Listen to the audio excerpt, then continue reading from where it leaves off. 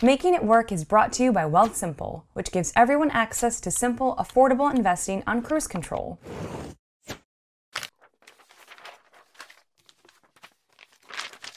I'm not the only person willing to spend quite a bit of money to make their face look like someone else's. The catch is that there are a lot of hot people on the internet whose job it is to sell or at least represent brands that are competing with each other to convince you that they can make your face look the closest to the influencers or celebrities that you aspire to have. I got sucked into this a few years ago when I was hit with the double whammy of discovering beauty YouTube and Instagram simultaneously. After a while, I was trepidatiously getting to the stage where my fondness for makeup was becoming more of a fascination, and I was getting steadily more broke. Rather than give up all of the products I'd learned work for me and the genuine pleasure I get from using nice cosmetics, I worked on finding workarounds that help me to get the best of both worlds without breaking the bank on high-end products, and I wanted to share them with you. Number 1. I follow the library lending principle. Think about the way libraries lend books.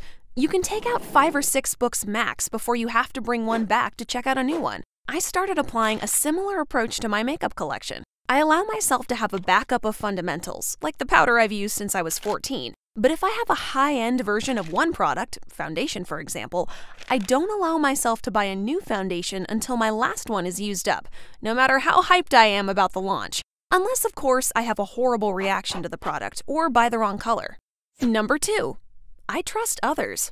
Reviews have been both my cosmetological blessing and curse. I learned everything I know about cut creases, eyebrows, and how to stop makeup from rubbing off my nose. Hint, use eye primer instead of face primer from YouTube. As I said, my fascination originally led me to increase how much I spent on makeup tenfold. Now, however, I'll watch 2 or 3 online reviews of expensive products to make sure I'm not wasting money on a brand name palette that I'll put in the dud drawer after one use. Usually, the makeup gurus I watch include a YouTuber who has a similar skin type / concerns as me, one who has a similar skill set as me, and one who I just enjoy watching, because something as simple as putting colorful dirt on your face shouldn't feel like work. That way, I can avoid overhyped pitfalls by seeing real-time use and thoughts from people whose opinions I trust. Number 3. I recognize that sample size is not too small, within reason. A common pitfall if you like makeup is to get bored of a certain product, no matter how good it makes you look, because the beauty industry and, let's be real, our souls, tell us that there could always be something more perfect just for you. While this next practice doesn't totally erase that urge, I've found that getting smaller, cheaper versions of certain product types helps to reduce the urge to go out and buy the next big thing. For example, I abide by sample size mascaras. Though many of us ignore the rules of thumb about when you should replace certain products, I've personally seen the correlation between me getting pink eye that one time and the tenure of my mascara, so I'm pretty sold on replacing it every 3 months. On top of that, we rarely use all of the contents of mascara tubes within the safe-to-use time period. With a mini, you aren't creating as much waste. Bonus, you avoid the overly cakey acrylic paint goo consistency that you get by leaving a wand to go too long in your handbag. Another example is highlighter. While I will stan any drugstore eyeshadow that can make my cheekbone visible to the International Space Station, I will confess that I find high-end highlighters better overall.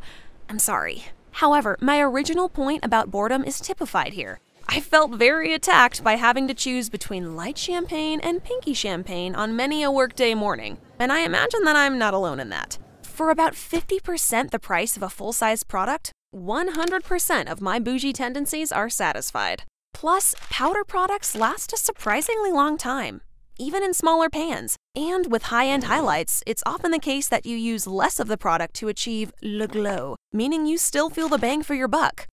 Number 4. I shop secondhand while avoiding scams. I've used the site Depop for quite some time, but I have been stung a few times by counterfeits, people going off the radar, or things getting lost in the mail. I now always follow these rules for buying makeup through secondhand sites. Ask for proof of postage. Go through a verifiable transaction platform, like the one provided by Depop in-app. Ask for a receipt of their purchase if it's an expensive item and they claim it's brand new. If it's an unwanted gift, make banter about who gave it to them so you get an extra chance to catch them if they're lying. This sounds shady, but it saved my butt a couple of times. Number 5. I know where I can shop last season. Lastly, if you're wearing a naked palette from 2 seasons ago, Literally no one will know unless you're sitting beside them getting ready on your commute. Sections of sites like Buy Me Beauty and Overstock are amazing for finding high-end products in discontinued packaging or shades that didn't sell so well. There's also the option of seeking out wholesalers who sell individuals of their batches for below cost price, like Beauty Joint. TJ Maxx also has a selection of warehouse overspill products that you can enjoy spending hours trawling through to find something that isn't swatched. But I prefer doing that from the couch. Trends come and go with all the fickleness of fake freckles on a hot day. Don't worry if your kid is a bit old school. Living a financially secure life doesn't mean forgoing anything fun. It just means deciding what's actually worth your money and what isn't. And when you take control of your spending, it's a lot easier to start prioritizing your future. With Wealthsimple, you can set up an investment account in just a few minutes. Wealthsimple is online investing that's as simple and human as it gets. In just 5 minutes, they'll build you a custom portfolio to fit your personal goals and timeline. Just answer a few easy questions and they'll manage your money for you on autopilot. Set it, forget it, and let your money grow in the background. You can turn on automatic deposits as well as set up a smart savings account with higher rates than big banks for your shorter-term goals, your wedding, your next great adventure, or that handbag you need. They also have a socially responsible portfolio that invests in green stocks and companies that support gender diversity. The fees are much lower than big banks, and TFD viewers will get their first $10,000 managed for free with no minimum deposit. Check them out at wealthsimple.com/TFD or use the link in our description. There are no account minimums, and it only takes a few minutes to start. No excuses.